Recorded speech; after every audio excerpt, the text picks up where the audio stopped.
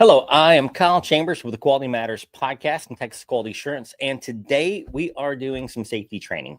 We are talking about hand tool safety. This is something that's very common in most work practices, most work environments. And so we've got really a lot of requirements around hand tool safety. And we want to make certain that you're prepared to work safely in your environment, go home in the same condition you came to work in. Now, I state this a lot of times when I do safety trainings, is I understand that the way you might operate at home, the way maybe you've operated in other workplaces is not the same as what we're recommending here. What we're recommending here is far beyond a recommendation. These are actually based on legal requirements. And this is to ensure that you go home in as good or better condition than you came to work in that day. Lord knows none of us want to have that conversation with our spouse, significant other, or tell a child that, we're out of a paycheck for the next few weeks because I just worked a little bit too quickly and I didn't think much before I did it. Not a conversation you want to have, not one I want you to have either. So pay attention.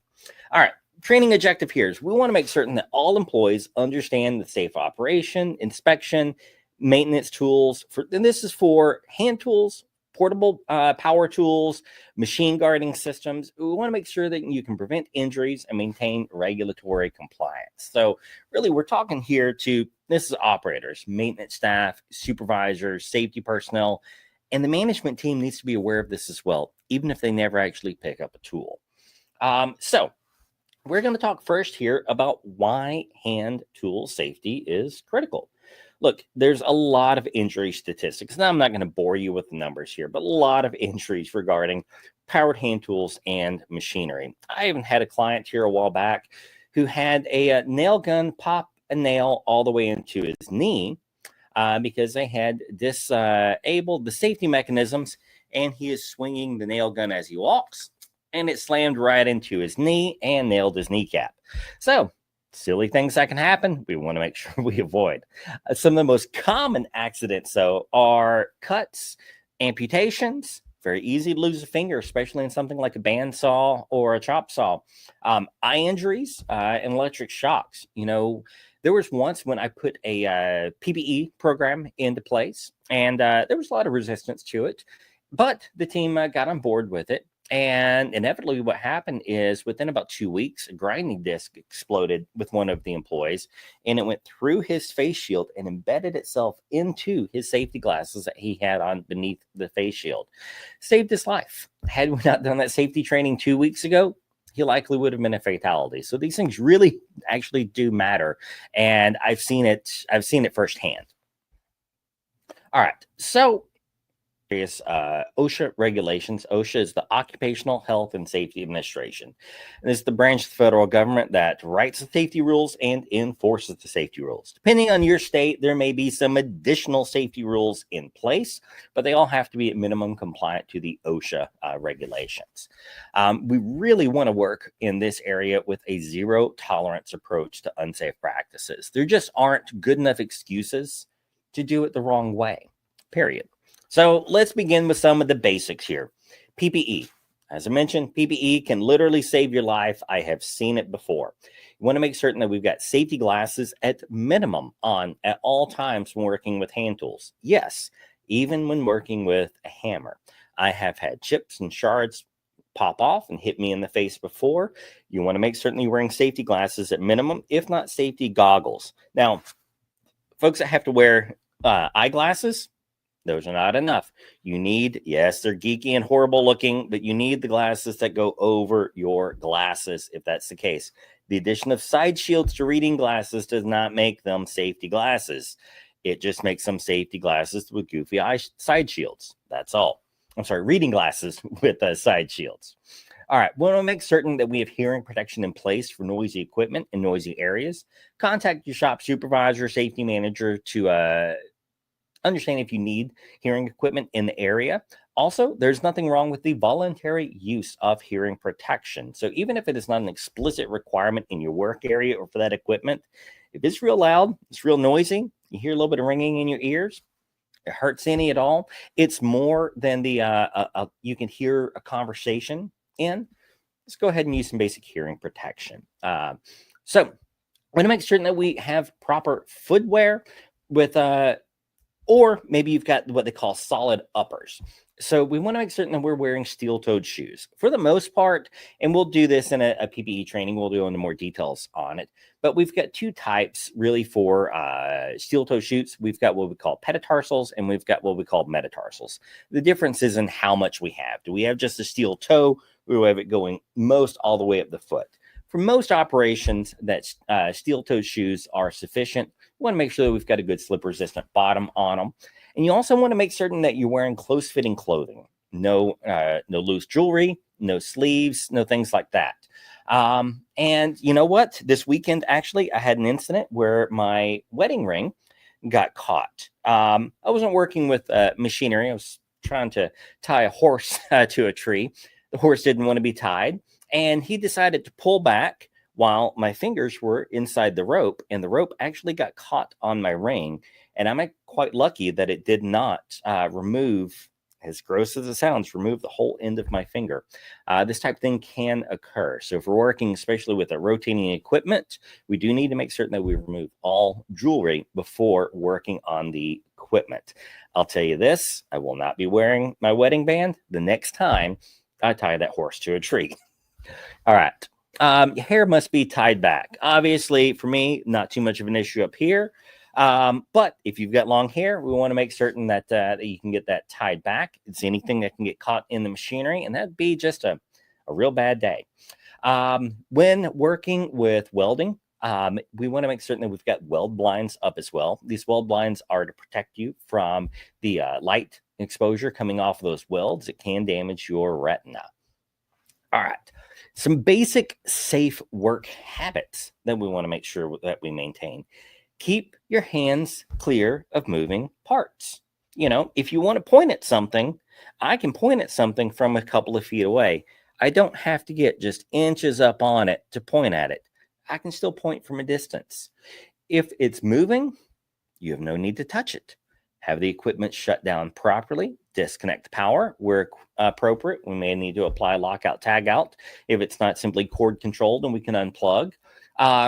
Keep your hands away from moving objects. Let's see. Yes, never reach towards or across running tools, especially when working with tools like a bandsaw. Bandsaw, table saw, things of this nature. Use a proper push stick. These push sticks are nothing overly technical. It's literally a stick, piece of wood, and you push with it. Because you know what? If that wood gets cut, hey, that's fine. Your hand gets cut, you only get to do that, I guess, 5 times at most.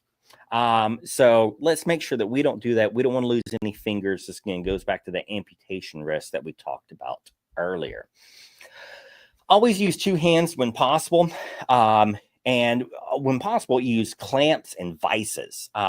Make sure that we can get our hands out of the way. You know, this is a common practice I use a lot of times with woodworking, especially if I've got multiple pieces of wood that I'm cutting at the same time, rather than trying to clamp down hard on it and control as we move through the saw. If you can put some clamps or vices on the side, you're able to then work more smoothly, more safely, and guide the part without any trouble or difficulties.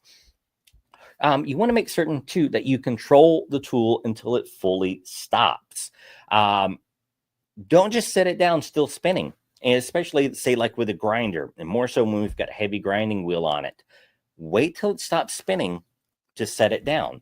For one, when you set it down, if it hits something, it could shatter, break, and throw shards of it spinning. It can move itself while it's there. It's got its own rotational inertia. I know you felt it yourself when you're working with it. You can feel it spinning the way it moves. It's the same principle that'll cause a motorcycle to do a wheelie. You know, want to make certain that that tool is fully stopped before we put it down. You need to predict the tool's reaction. Now, this does come with skill and practice. So that means you have to be extra vigilant, but we want to predict the tool's reaction. Is it going to balance? Is it going to slip? Is it going to kick back? You know, I learned this lesson the hard way early on when working with the chainsaw. Is, you know, it can definitely grab and kick and pull back. Definitely some dangerous situations that you don't want to get into. Inspection requirements. Everything's got inspection requirements. They don't have to be documented inspections. These inspections can be fairly simple, fairly straightforward, and it's going to include basic things like, does it have the handle?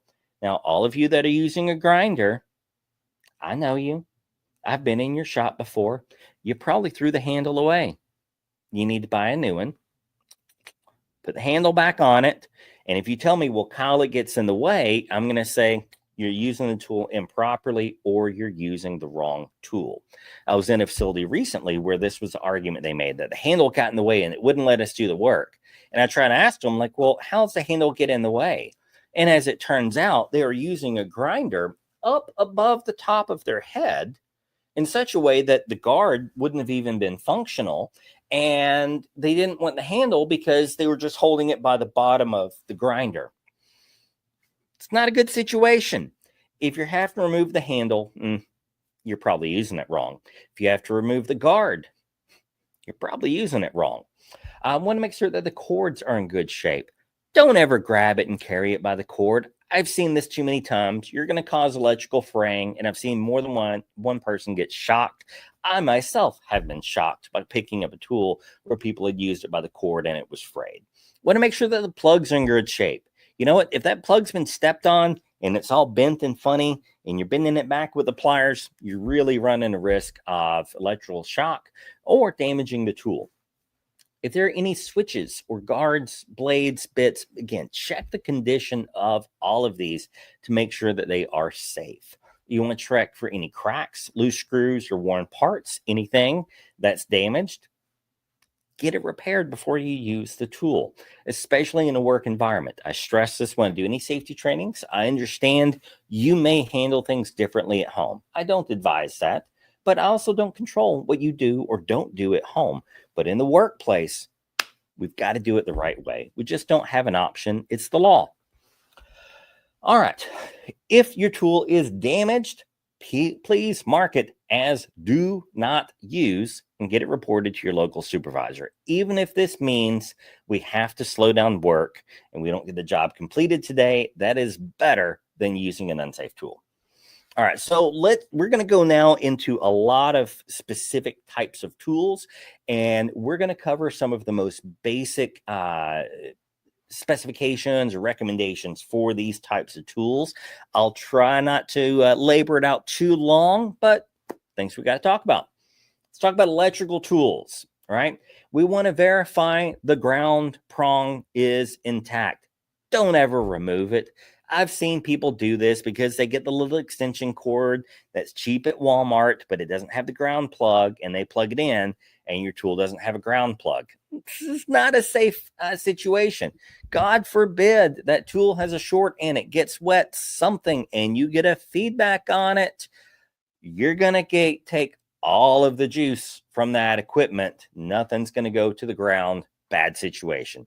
I've seen folks remove the ground plug because it gets bent or in the way, or because even the socket in the wall has, dirt and grime and stuff in the ground plug. We don't do that. Make sure it's intact. All right. Always unplug a tool before changing blades or accessories. Seems like a no-brainer to me, but I've noticed it before. If you're going to change the blade, it's unplugged every single time. I've had to correct my sons on this with woodworking in our shop before, on our little chop saw. I've showed them how to change the blade properly. They often forget to unplug it before they change the blade. God forbid they accidentally press that button while changing the blade. Well, they're not going to have 5 fingers no more. Only use in non-explosive environments. You're not going to use an electrical tool in an environment that potentially has explosive gases in the area. So you should be notified of these situations before starting the job. So again, we do not use electrical tools in explosive environments because they can obviously spark and shock, create a bad situation for everyone involved.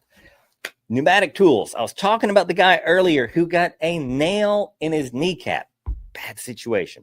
Pneumatic tools. These are air-powered, air-actuated tools. I use a nail gun pretty frequently. In fact, I'll be using one this evening. We've got some repairs on the barn that we need to make, and nothing beats a nail gun over hammering a nice 4-inch or 3 1/4 inch nail into 2x4s and 2x6s. Much rather use a nail gun for the operation. But we've got some basic safety things we have to worry about. For one, we want to make sure that we have very secure hoses on these. Lots of times they leak, they're cracked, they're frayed, things of that nature. Bad situation. Want to make sure that we've got the filters on our tools as well. You want to make sure that we can keep any dirt, debris, and moisture from getting into the air compressor or getting into the tool itself, as that's going to impact the tool's ability to function properly over time. We want to check all of the gauges. If any of the gauges are damaged or not functioning properly, they need replaced. They're there for a reason. We don't want to work with too much or too little air pressure. Make sure that you protect yourself and others from flying debris. This means at minimum safety glasses, if not face shield, and even arm coverings to make certain that we're free from any debris. And Lord knows this is true with an air gun or with a nail gun, because always, you think about those little pieces of wire metal that connect them together. Well, where does that go when it fires the nail? They get fired out. You want to make sure that you're protected from that. Never use compressed air for cleaning dust.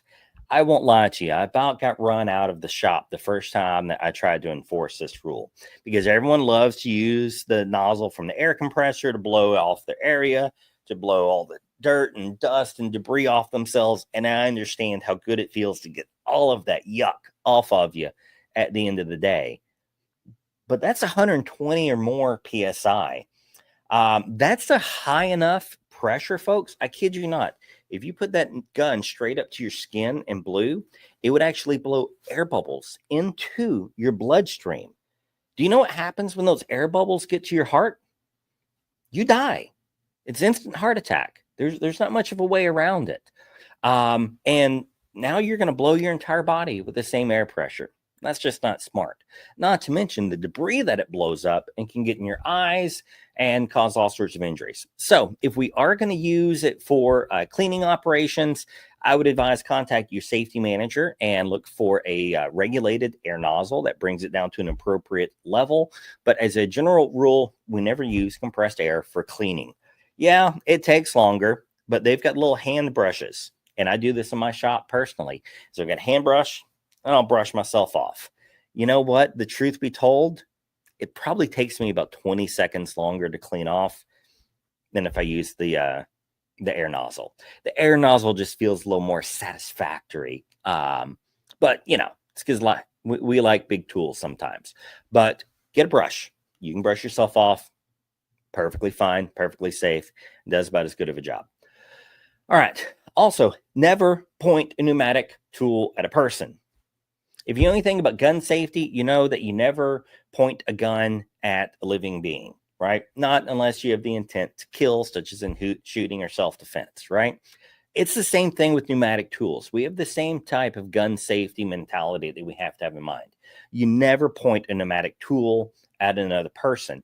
I understand there are safeties in place. It can't fire unless compressed, but also note these safety features can fail from time to time.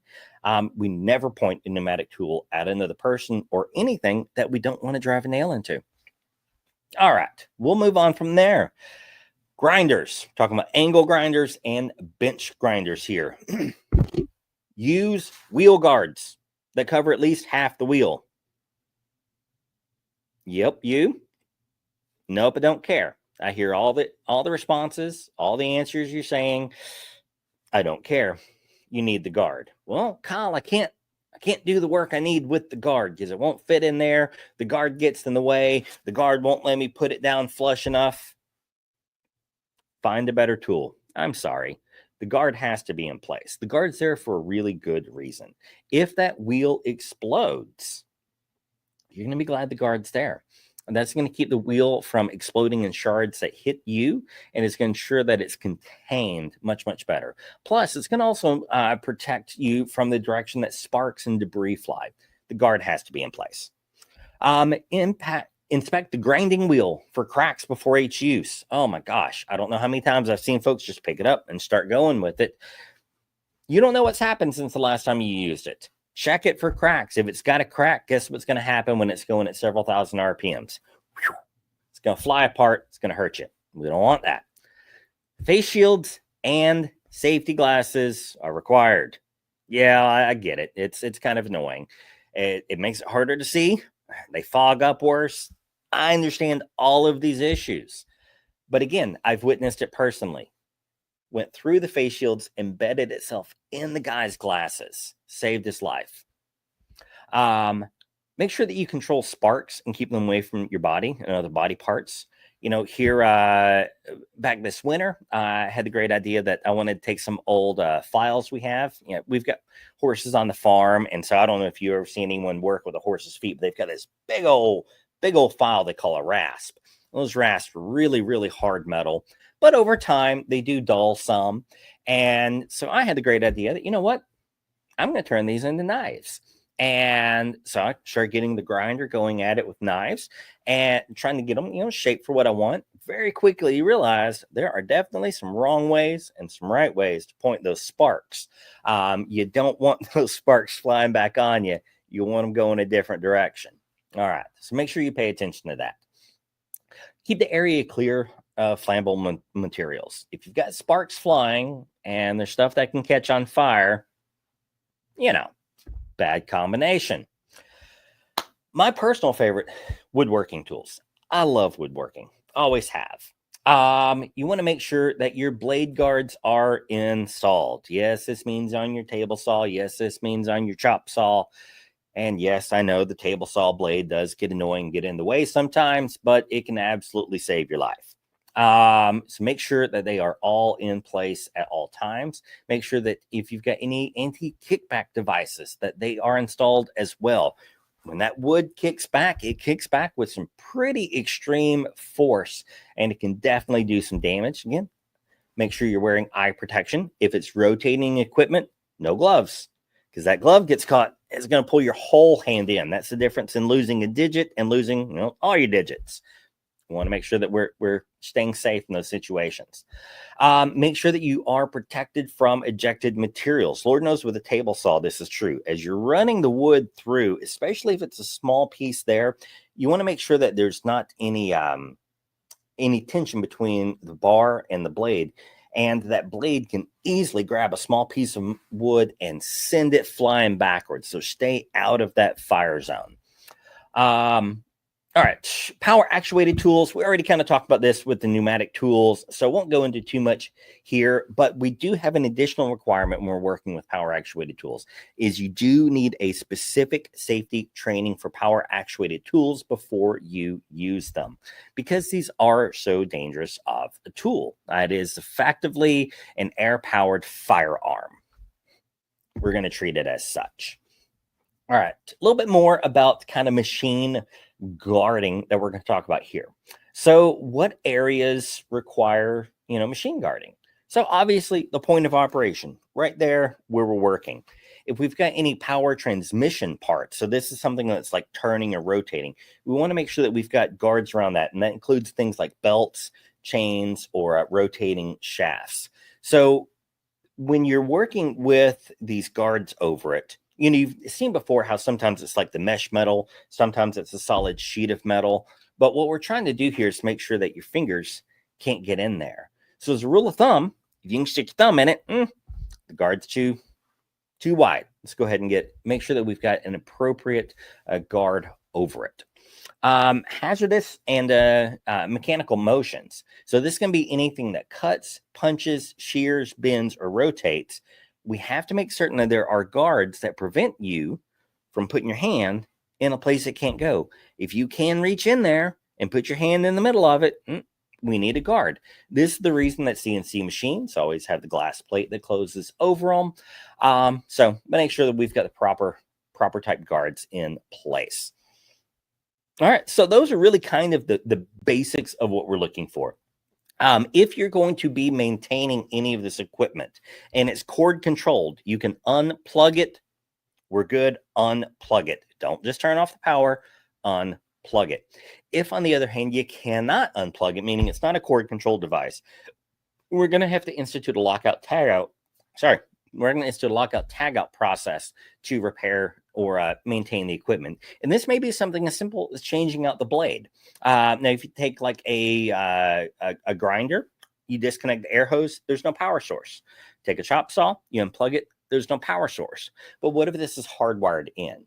Or what if it's power source, there's not a way to disconnect the airflow going to it or whatever it may be. We need to institute the lockout tagout process. We're not going to go into too much detail on that here, but consult your local safety manager, supervisor, and ensure that it is locked out and tagged out so that we can be certain neither you nor anyone else will unintentionally start the equipment and cost you one of your pretty fingers. So that's kind of the basics of it. Hope you got some good details, learned something on this. Have a good day. Stay safe.